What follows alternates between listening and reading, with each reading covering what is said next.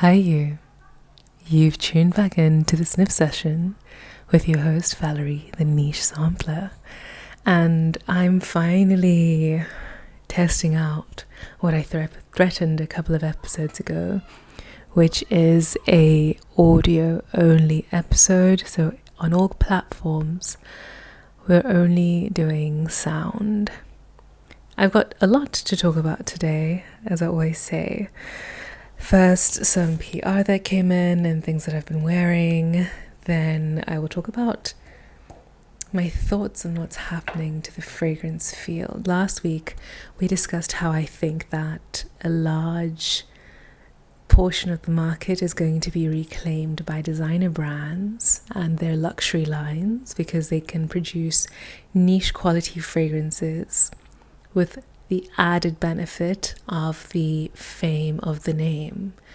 A lot of people obviously purchase things for their status rather than necessarily having established a relationship with that brand. So for a lot of people, they're not going to know who Parfumeur is, but they'll know who Versace is. And so if they have the money to spare, even being at different price points, they would probably go for the known designer label. I myself can recall being in my late teens, having my first salary, and I remember one of the first things I wanted to buy was a fragrance, a designer fragrance. I was obsessed with Narciso Rodriguez for her. I was obsessed with Elisab Le Parfum. I actually had that for a while. It was my signature scent, which, looking back on it, was rather iconic. Imagine being 18 years old wearing a chypre as your signature scent in like the mid 2010s. I think that's quite something. So another thing that's happening in the market that I've noticed, which is frustrating me, not frustrating me, it's just confusing because I'm on the outside, I suppose, is what I call Extraitmaggedon. Every brand is releasing an extrait. Is this in principle a bad thing? No, not necessarily. But why? What is happening, and is it necessary? And the reason why I think it's confusing, especially to people who are in fragcom, the frag heads, is that it just seems disingenuous because a lot of people buy into these niche and artisanal brands because of the storytelling. Some of them have really bad storytelling. I'm not gonna lie. Some of you have bad storytelling, but you're nice people and you've got good fragrances. But others, it doesn't suit the storytelling at all. If you are a brand, I'm calling out Une Nuit Nomade right now. If you are a brand and your purpose and your raison d'être is to bottle up the traveling experiences of the owners, how does that play into releasing an extrait collection with bottles that look absolutely nothing like the Eau de Parfum bottles? I'm confused. What are you doing? That being said, I also have one of the new extraits of Parfumeur with me, and I'm not mad at it. It's actually really delicious, but I'll talk about that in a second. Then there's Atelier Materi. Now they've had extraits before, but now they're releasing a new line. I forgot even the name of it because the storytelling is now just not convincing. A lot of you are paying way too much money to your marketing people or whoever's doing your copywriting for your scents. Your briefs don't make any sense. I don't see how perfumers are even putting anything out there. Because, by the way, in the same year, everybody's releasing an extrait, everybody's releasing a chocolate fragrance. Interesting. Now, there are some brands that people don't realize this, but there are some brands that have been putting out extraits the entire time. Brands like Electimuss, brands like Parfumeur, that's been like their whole thing. Like they sell extraits. But everybody else is now jumping onto the bandwagon, and I'm confused. Who is this evil villain in the industry that is forcing you to up concentrations and make your bottles go darker? I mean, this is also true of Obvious. They came out with those 3 fragrances, and I have to say the bottles don't look as good as they used to. I don't mind a dark bottle, and I quite like the deep wooden cap, but the sticker label does not look that nice. I'm not gonna lie, it's not very aesthetic. It would have been cooler if you had maybe embossed it in gold without having an extra background. Maybe that would have worked, but whatever you have going on now is just not it. And there's just no reason for it. I don't understand it. Who are you trying to appeal to? Is there some VC out there who's demanding that you have an Extrait collection? Also, let's talk about Matiere Première. Again, I already said they've got the strongest fragrances on the market as eau de parfum, because it doesn't necessarily need to have an Extrait de parfum to have a strong fragrance. Why do you have an Extrait collection of every single one of your scents, damn near? Well, not all of them. Obviously, you haven't done that to the colognes. But why would you do that to Radical Rose? It's already a strong scent. It's astronomically long-lasting and dense and deep. And nobody has been able to sell me a good reason why you need an Extrait.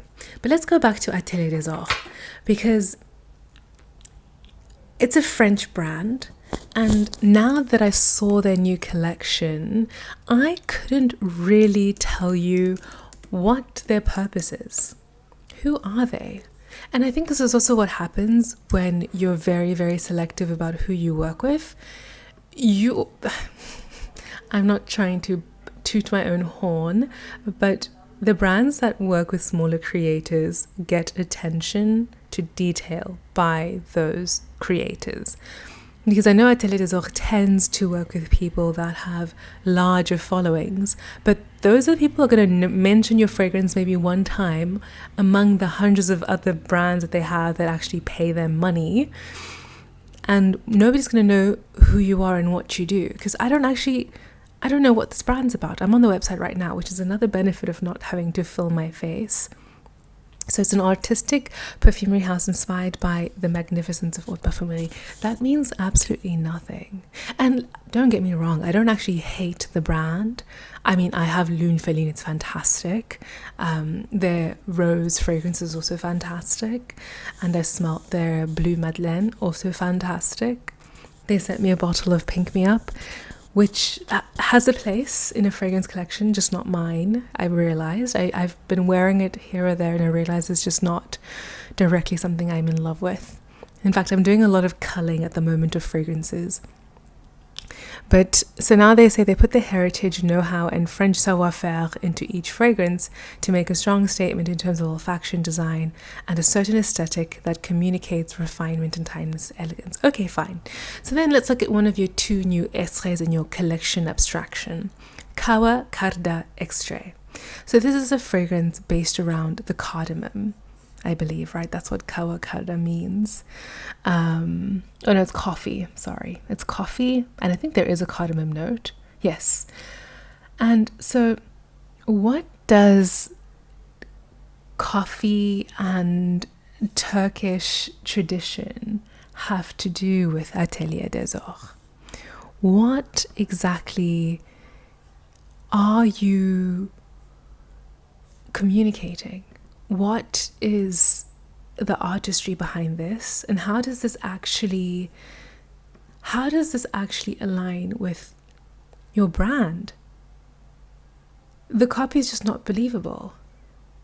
You are a starting point for a new representation of reality beyond the ingredients. Open up your imagination, let it guide you.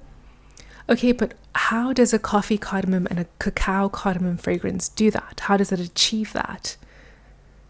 You really need to... I think the copy needs to be more convincing.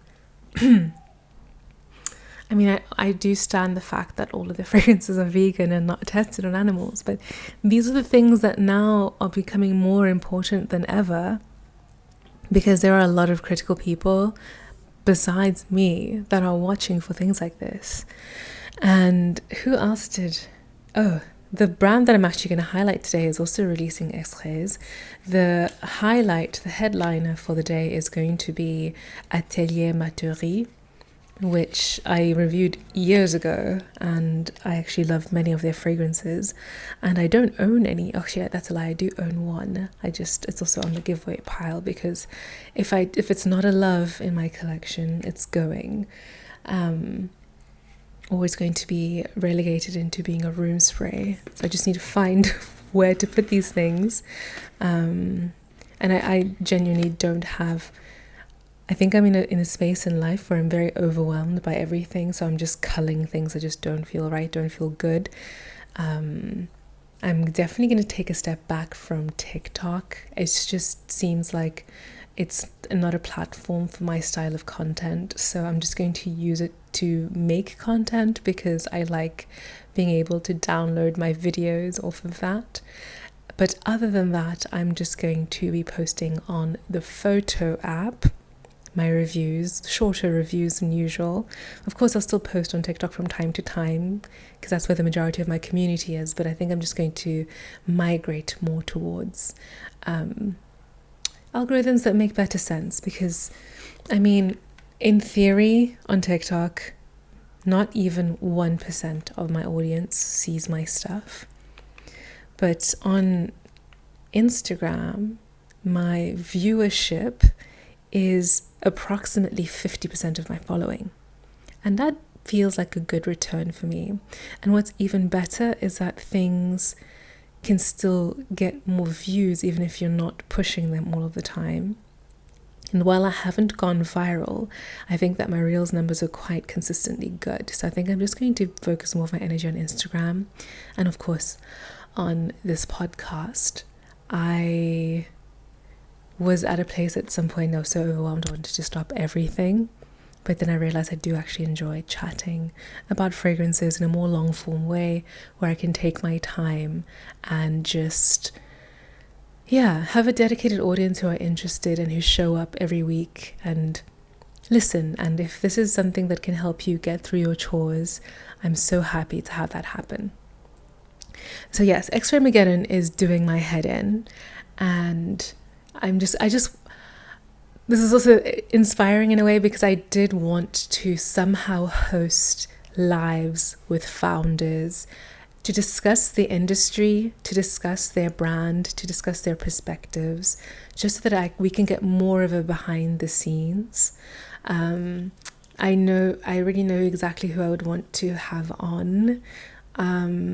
I would definitely want to interview like Natalia from Versace, definitely Daniela from Linen Tutu, because they are both like women-founded brands, and they have like the brand ethos feels like it's full of integrity. Because what I've watched brands do for like the past few years is start off with a particular mandate, and then as the industry picked up and trends started picking up, things kind of went off the rails. And it's disappointing, because I always create associations with things. That's how I remember things. So I think, eco luxury, I'm thinking pH fragrances, I'm thinking Atelier Materi, I'm thinking, just brands like that say they care and then they act like they care. So doing 3 releases within the same succession of each other is a bit balmy, It would be different because like, why would you release 2 fragrances, 3 fragrances at the exact same time? It's just overcrowding the space. It's just so noisy.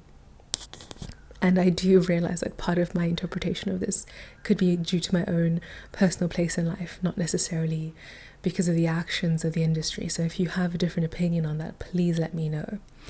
But for all my rants and raving, let's discuss what I have been wearing. And actually, I'll start off with an extrait that I've been wearing that I so love. And I just realized I said I was going to make a video for Sagittariuses on my TikTok. So I will always fulfill my commitments. And it is Issara. And this is a fragrance I would give to Sagittariuses, because Sagittarius is linked to lifelong learning and also teaching. And this feels so like academia. It's this beautiful grassy tobacco fragrance. And this is an extrait de parfum, and I know why, because it's full of light, airy notes, but you don't want them to disappear for a long time. This is a fragrance that's designed to sit closer to the skin. It's not a huge projector, and it's not about having this bold fragrance. And Issara would be also somebody lovely to interview. And this is part of a collection where the majority of the fragrances are eau de parfum, but select fragrances are extrait de parfum. But it's never really emphasized which is which. It's just, this is the release, and whatever the formulation is just on the bottle. And I think that subtlety speaks more to a more conscientious creation, rather than trying to add a facet to the fragrance to make it more marketable for some reason. Like I want to know who the batch of kids are that are wanting extraits of everything. And everybody was at Cannes in October earlier. Was it? No, end of September, early October, they're in Cannes. And maybe one day I'll go, but it seems to be a place for people who are doing business. And I have no business to do with anybody. I only have one or two technical clients where we have an exchange, a financial exchange for content. But yeah, it doesn't seem like something that's up my wheelhouse. I've been wearing Encens Suave by Speak of the Devil Matiere Première. This is a fragrance that has had a deep history for me, because I first smelled this when I lived in Paris, and I was wearing this, well, I got this after when I first moved to Switzerland, but I was wearing the sample at the end of my stay in Paris, and I was living with one of my really good friends. And just reminds me of that time, and the bottle is nearly finished, but I also don't reach for it as much anymore. And I have loved this for many years, but when I think about fragrances that I'll reach for again and again and again, and I will want forever, this isn't it. I think I'm also phasing out of this particular scent profile. I remember that when I bought this, I also bought Angel's Share by Kilian at the same time. So they both have this kind of syrupy, vanillic aspect, and not necessarily spicy. Encens Suave isn't spicy the way Angel's Share was, but they have a richness. But here it's the incense is adding the richness and the balsamic nature of it. I'm kind of moving away from those kinds of fragrances in terms of wanting them desperately in my collection. I think if you have one, it's good enough. So I think I'll appreciate wearing this till its end, and then when it's finished, it's finished. If anything, I probably crave Santal Austral from Matiere Première, but I first need to finish my other sandalwoods before I invest in that sandalwood, because it's quite strong and also quite expensive. And I really, I don't understand how people who receive volumes of PR much more than me can also go on to buy more fragrance, because it's so much, it's overwhelming. I have enough perfume to last me a lifetime and more, which is why I'm clearing some of it out. But yeah, those were very appreciated. And then I also have been wearing Mystic Bliss, which I got just as the weather was about to start turning. This was the latest release from Goldfield and Banks, and it's a gorgeous green, aromatic, figgy, sandalwood, orris fragrance.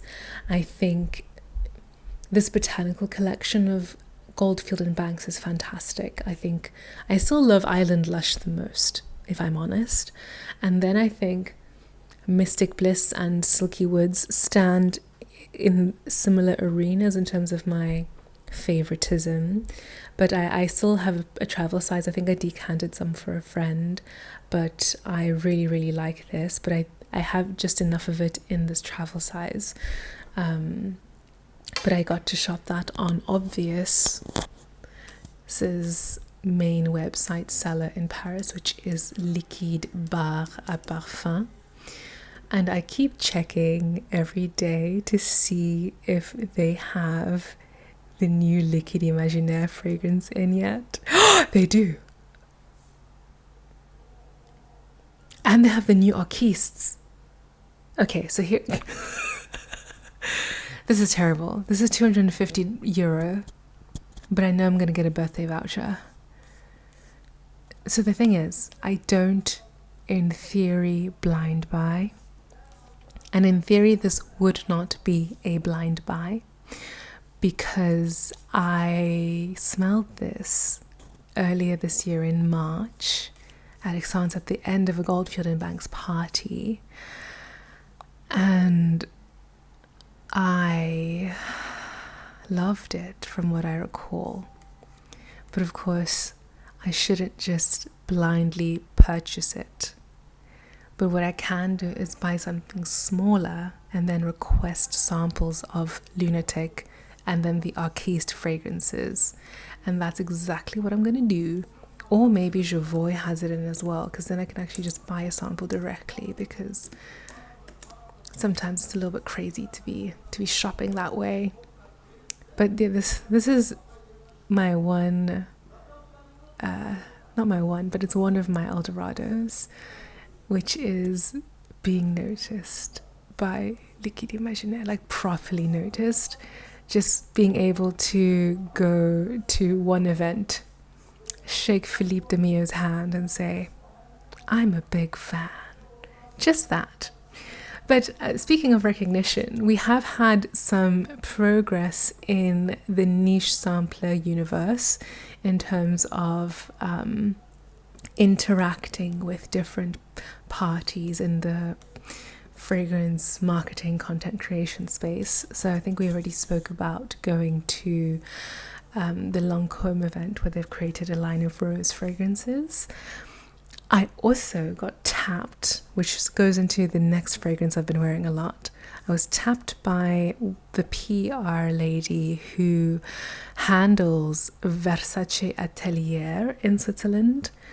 And, you know, every time I actually think about this, I think about how cuckoo bananas it is, because these are very expensive bottles. But this is also a good entryway, I think, into discovering this nexus of luxury fragrance beyond what I know in the niche world. And they sent me over a bottle of Santal Boisé, which I had already smelled once with my friend Amanda. She and I had spent a day together in Zurich, I believe, and we were just smelling things, and I loved Santal Boisé. We both love Santal Boisé. This is a sugary, woody fragrance. It's got a lot of cypriol and nagamotha in it. It's also got a vanilla. It feels spiced and rich. In fact, there are facets of this that remind me of Gueule de Bois by Versace, which is kind of their woody, boozy fragrance. And it's fantastic. I really love it. It feels a little bit medicinal. The other one I really like from them is Gingembre Pétillante. And so, yeah, we'll see how this relationship goes. I mean, the packaging is absolutely stunning. It's a mirrored case. I see now why some people keep the boxes their fragrances come in. But also, having watched some of my friends move, I also see why again. But honestly, if I ever move to a place, I'd probably travel with my fragrances first and have them situated before I move anything else. So I've been wearing this a lot and I've really been enjoying it. It's warm, it's perfect for this season, it's rich, it feels a little bit vampy, it feels like a girl wearing a oversized blazer, that kind of androgynous chic aesthetic.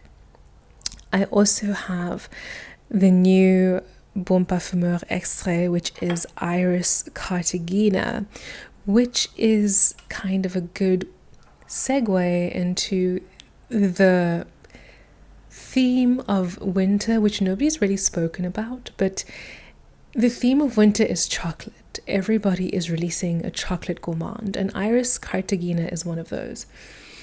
Now, this is not the first iris that I've smelled that has a iris that leans chocolatey.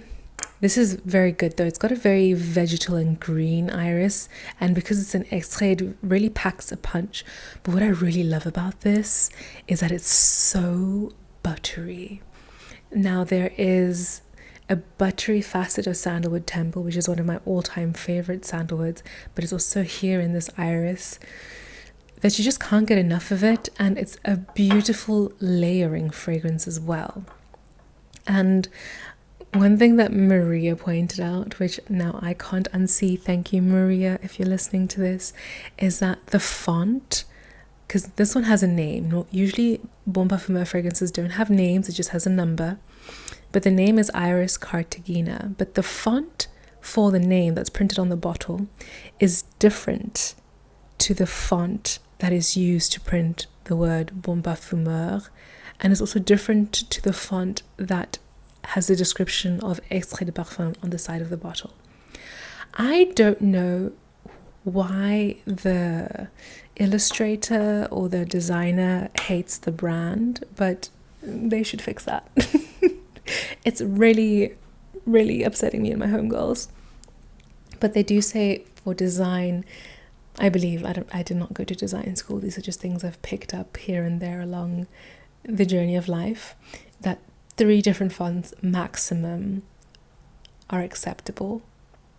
Oh, I know where I picked that up from. Poster design, scientific poster design.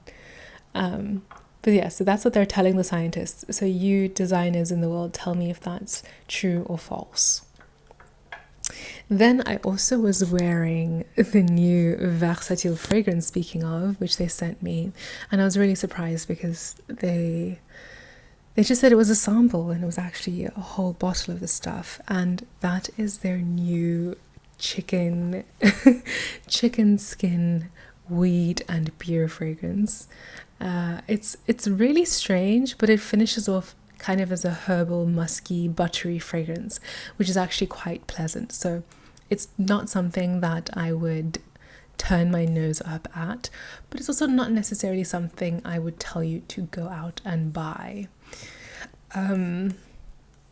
It is October.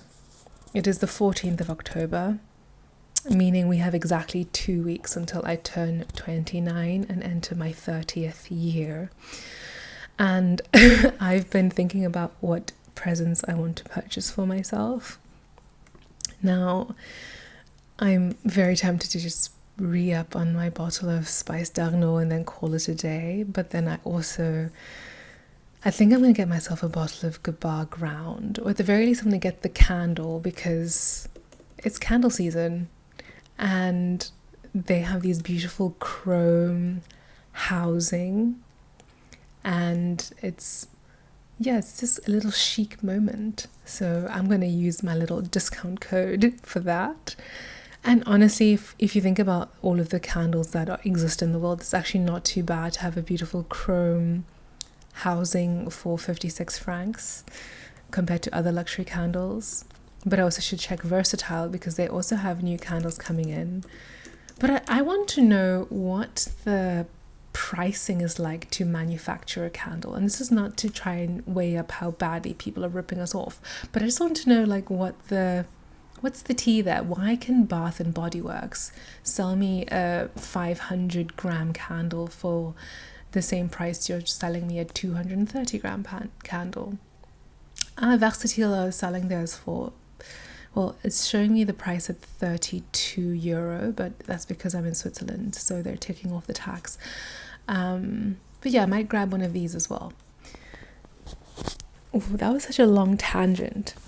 But all that to say, I was thinking of Spice d'Arnaud, which brings me to the new Electimuss, which is another installation of the cacao trend for winter, because the name is Caspian Cherry. This comes out in 10 days time on the 24th of October. However, while you do get cherry in the opening, you get a bitter almond cherry smell, a little bit of hazelnut, a little bit of coffee. When this dries down, it is through and through a milk chocolate scent. There is white chocolate as a note and there is dark chocolate as a note, and I smell both of them in the dry down. When I went to visit my friend and meet her baby the other day, she said I smelled great, and it was because of this fragrance. And I'm very excited to have this. And the minute I posted about it, there were a good number of people whose first question was, is it better than Spice? How does this compare to Spice? Do you like this better than Spice, Dagno? And the answer to that, just because it's you and me and this podcast, is no. Spice Dagno is still the winner for me. It's still one of the top releases of the year. And I have to say, because there are so many brands releasing these extras, releasing these chocolate fragrances, releasing similar things, I can't say that I've come across something new recently that has completely blown my hair back in terms of, I love this, I want it, give it to me now. I think Versace wins most creative fragrance of the year, and of course this is based on everything that I've smelled and sampled. It's obviously not a exhaustive analysis, but out of all of the sample sets I've smelled and things I've seen this year, Spice Dagno is among the best. Speaking of, one final bottle I've been trying out, and I can very barely say I tried it out because I first sprayed it on a piece of paper, which is what I always do with new fragrances, because especially if it's a discovery set, I spray it on paper to see whether or not I'm interested to see how it performs on my skin. And the minute I sprayed this on the paper, I knew immediately that this is not something I want on my skin. This is not something that's me. It's not something that I like. However, I can appreciate that it is well made, and I can appreciate that there is definitely a customer for this. There are definitely people who will love this. I'm just not one of those people, but I will give it a fair review on the platforms when the time comes. This is called Artemis, and was sent over by Soki London. This is a brand, it's technically an influencer brand that was started by an influencer called Sophie King. Now, I hadn't come across her before. Apparently she's a British influencer, and she has, I think now, 3 fragrances.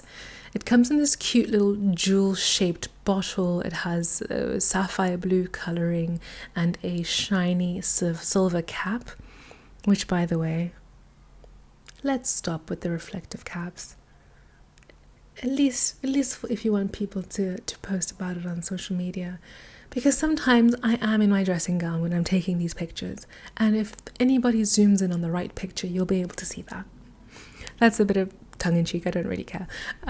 But this is a very boozy peach that's kind of, I say it's boozy in terms of it almost being fermented. It feels like it's slightly rotting peaches and stone fruit, and I don't really detect much else in it. So if you're a lover of stone fruit and peaches, this is something up your alley, and I believe that they are at a reasonable price point, but this is just not my vibe at all. I think I've said this before, I don't think I've ever woken up wanting to smell like fruit, ever. But I respect it for what it is. And one thing I wore today, which again speaks to being in the influencer scene in Switzerland, was Poca, which is a new fragrance from Père Noir, who are my good friends. In fact, if you look on their Instagram page, it's so cute. There's a picture of me greeting somebody. It's actually a landscape picture taken from above, and one of the scenes is me greeting Robert, one of the co-founders, and it was so cute. And they're new Poca, they released Ottimo not too long ago, and I have to say, if you like Ottimo, you probably like Poca, because I feel like they have similarities, but Poca does not have any of the spice that is in Ottimo. Poca instead is less rich and deep, it's just more light and gourmand. And out of the two, I definitely am an Ottimo girl, because I need a little spice, I need a little flavor, and that is present in Ottimo more than Poca. But what's exciting about Poca is I think that they're doing it as kind of more of a limited release, where they're collaborating with different stores around the world, boutiques around the world, and it's kind of an exclusive for that boutique in that country. And yeah, so it's in a white bottle, which I think is super cool. And I still maintain it would look so sick if it had the white bottle matte with a gold cap, because the black bottles are shiny with silver caps. Just I think a polar opposite would be cool. But that's neither here or there. I'm not anyway involved in the company, so I do not have executive decision making skills for that. Oh, Atelier Materi's extraits are available on Javoy Paris if you're listening to this and are interested. Okay, that's also another thing, because we're about to dig into Atelier Materi, but one of their mandates is like sustainability, and one of their fragrances is an oud, and I don't necessarily know all the politics around oud, but I do know that there are some sustainability concerns, so that was interesting for me to see. But I mean, again, we'll see. I will say that one thing that I have to applaud Bon Parfumeur for is that while their extraits are more expensive, they're still cheaper than a 50 ml eau de parfum for some brands, and that's really admirable. One of them is a tuberose with saffron, with papyrus. I wonder what that's going to be like. Oh, and then there is the new Ormonde Jane. So we're now kind of shopping together. I'm very curious. This is exactly what it's like to be on the phone with me. My friend Maria does insist that we do video calls. So there I am usually more turned on, tuned in. But I always like to multitask because I think it's a better use of time. But yeah, so I wonder how the oud fits into the entire narrative of being an eco-conscious, eco-luxury brand. I did briefly meet the founder last year, but everybody was so busy at Extraitmaggedon, it didn't feel like a lot of people had time. I remember I went up to the owner and founder of 2787 or 82 Fragrances. It's that house that is kind of run from Barcelona but started by a German. And we had met last year, but she was just about to start an interview and she was like, maybe come back later. And I know she wasn't trying to be mean, but I did feel dismissed. And I think that everybody was so busy this year because it was such a big venue and maybe it feels like more pressure. It was intense. But it was not one of the fragrances with Atelier Materi that was one of my favorites. Now, they sent me a bottle of Cèdre Figalia this year, and very grateful for that, because it was their new release. However, I think for a lot of people, it's not going to be an instant favorite because it's very, very green. Because there's basil and there's herbaceous elements to it, but it's also fig. And fig is actually very particular. It's not necessarily something that everybody will like and everybody will wear. And I think it depends on the culture and how much people are into fragrance. And yeah, it's just not a big love for me. For figs, I don't mind figs. I actually like quite a few figs. I love Il Pourpre. It's a beautiful, jammy, purple, gingery fig.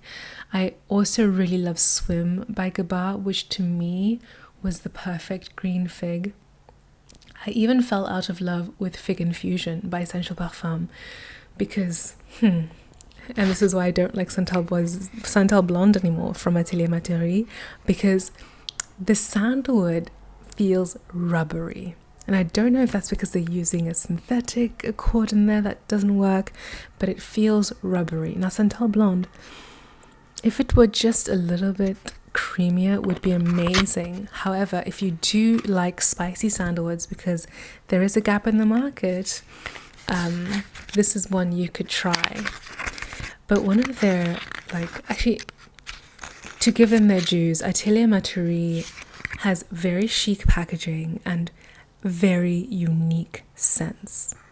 These are profiles that have a cohesive identity in that the brand has soft, wood-leaning fragrances that just exude chicness, there's a sheerness to them. And all of the fragrances are just a departure from what you would expect in a department store. In fact, if Atelier Materi was in a Neiman Marcus or a Harrods, I think it would be a disservice in terms of generating sales, because all other brands that have the more punchy amberwoods and the sugary scents would drown these out, and you wouldn't appreciate them for their delicacy and their beauty. So that's why on one hand I was shocked to see them have extraits, but I also am very intrigued, because I think that whatever they would have done with them are probably done so chicly. Has anybody noticed that the moon is really big these days? I'm just seeing it disappear behind a cloud. It's not late at night yet though, but it seems really big and really close. I've just sprayed Rose Ardoise. Oh, this is stunning. The first time I smelled this, I didn't really like it. I thought it was too mineralic. But the beauty of this is that it's not a strong rose. Again, it's got a slight woody powderiness. It has a little bit of that rubbery aspect as well, but the rose adds a blush and slight sweetness, and there's a little bit of a stemminess as well, but it does feel more muted and in that more unisex. And wow, the waxing gibbous looks so stunning. The moon is back and it's really close. I'm focusing, I'm coming back to you, I promise. And the Discovery set, also very chic. The packaging comes in a midnight blue with gold lettering and accenting. And we're all getting a little bit of an ASMR moment because I'm trying to get the Discovery set out of its sleeve. But we're at my desk where I have my mouse pad, 2 mice, my 2 laptops, where I've been slaving away all day trying to figure out principle independent contrasts in order to evaluate how to analyze the way genetic distances between strains affect their overall phenotype. And if that sounds confusing to you, then we're both on the same page. Next, I have Poivre Pomelo, which is one of the very few citrus fragrances that I like. Now, it's never a like so much as to purchase, but if somebody gave me this, I wouldn't give it away and I wouldn't be upset. This is, I've always described as a sherbet pomelo. Now, pomelo is this giant citrus fruit, and to me, I've always associated with grapefruit, but pomelos are much, much larger. In fact, the other day, I purchased a honey pomelo, and it was stunning. It was a pale yellow color, and it felt really thick and big, but the rind itself was just really thick. But the flavor was so floral, but also slightly bitter and also sweet. That's one thing. But grapefruits can be quite bitter for me, but that pomelo is perfect. So this one has such effervescence. It feels sparkling. And then you have this rich orangey sherbet scent and sensation. It's really bright and fresh, and I've heard people describe it as juicy, but I don't think it's juicy. I think it's quite powdered to me. And it feels almost candy-like, but because it's Atelier Materi, it's not candy-like. It's definitely just sheer. And now we're going into Cuir Nilam. This was also one of their more recent releases. I believe this was 2022 or 3. I think Rose Ardoise came first in Cuir Nilam, so I think this is 2023. This is my kind of leather fragrance. It is not too dark. It's got that violet leaf powderiness, but it still has the bitterness of a leather. And I think this is far more successful than 603 from Bon Parfumeur was, because that was one of the ones that I had to just give away. But this is stunning. And these fragrances are all very beautiful, but so far, these aren't the ones that I would want a full size of. But we'll get there. Now we're on Iris Ebony. So in the beginning, some of them were named after actual woods, because the house is about woods. And I've been wanting a more deep, rich vetiver, as you know. Atelier Materi doesn't make it, trust me. Oh, but this is stunning. And this has that same greenness of the iris in Iris Cartagena by Bon Parfumeur, but of course it doesn't have like the butteriness or the chocolateness, but it's woody, it's chic, it's iris-like, it's balmy, and this is something I would want a full bottle of. I think sometimes you want a simple fragrance done really well, and Iris Ebene feels like what the cozier, clean girl Aris fragrances like Glossier You are trying to do, but in an actually expensive way. Now we have something with a dark colored juice. It has to be Cacao Porcelana. So I think that if they were smart, okay, that's not exactly what I mean. I think that a smart marketing move would be to push Cacao Porcelana just to remind the girls who did it first. Not necessarily first, but who did it earlier. Cacao Porcelana is a gorgeous cacao fragrance. But what's interesting to me, while it is the bestseller, one of, for Atelier Materi, it didn't necessarily blow up. And I think that the key to the virality of certain notes is having kind of a concert of brands releasing cacaos at the same time. Right now, multiple niche brands are doing them at the same time, which only people who are tuned into the niche fragrance industry will know about. But the way that these would fly off the shelves faster if a brand like Kayali or the Seven Virtues released a cacao, people don't realize the importance of the ecosystem. And I think that plays a huge role, because one thing that Kayali has is the financial capacity to do a proper PR campaign. And I think that would set things off, because if you set the trend for a note like they did with cherry, then everybody else's cherry also gets noticed. Because I think that the mentality of some people is like, oh, this is a good cherry, but I know a better one. And then that's when you have them all come to light. Because what did we really know about Gritti before Duchessa went viral? And Duchessa went viral because it was a cherry during cherry season, which started off with Love Fest, and also the Seven Virtues one. And now Juliet Has a Gun apparently has a cherry that I haven't smelled. Oh yeah, they were going to send it to me, but that didn't happen. That's okay. We have enough. I just sprayed Narcisse Taiji. Now, this was the fragrance I fell in love with when I first sampled this house.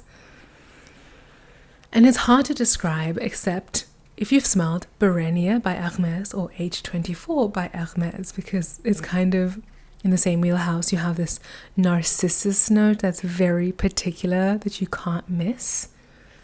And then it's got soft woods surrounding it and supporting it. This just feels so sophisticated and regal, and again, it smells like something that you would smell on a particular character. It doesn't smell like something you would expect to smell every day. Some scents do feel like you could smell them every day, like Baccarat feels like something you could smell every day, because you kind of do, depending on where you are in the world. The final fragrance we have today is Bois d'Ambrette. Now, ambrette is a vegetal musk. It's a kind of seed from which a muskiness can be derived in perfumery, which is fantastic for all of the deers who can conserve their glands, because that's where we got musk from before. But of course, we lose the animalic qualities, which can be made up in other ways. That's why we need scientists involved in perfumery, so we can not hunt down animals to smell good. Bottom bread's lovely. It's vegetal, it's musky. It also feels a little bit chocolatey, but that's probably because of the powderiness. Yeah, it's chic. So this is now really piqued my curiosity. What does a brand like Atelier Materi do with oud? And what do they do with a tuberose, with saffron? And what do they do to make their extraits de parfum? I'm very curious. However, I do think we deserve an explanation. Now, I know I spoke about potentially interviewing brand founders to get down to business on sort of sorting these things out, but I am in the middle of writing a thesis, so I can't be the one. But I do release the idea out into the universe for one of you to pick up. And it's been 50 minutes, folks. It's been the sniff session. It's been great to not have the pressure of being perceived. I hope you'll enjoy this format, and maybe I can even post more frequently this way. But if you're out there and you're listening and you got something on your mind to purchase, sample before you buy, and as always, happy sniffing.